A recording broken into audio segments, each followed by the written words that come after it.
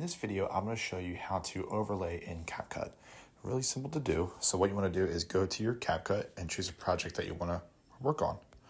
So once you're here in your project window, it's very easy to overlay pictures and videos. That's what the overlay is used for. It's the ability to put numerous photos and videos onto a project that you already have. So what we can do is look at the bottom of your screen where it says overlay and go ahead and add overlay.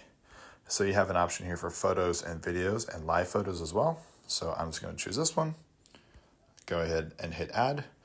You can change the size of the actual overlay to what you want. You could change the length of it as well, and that way it just pops up on your screen.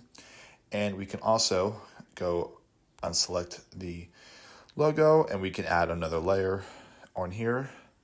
Go to your videos and we can even add another video on top. So it's real easy to manipulate what you want on your overlays to where it's on your video, and it's very seamless, very quick to do.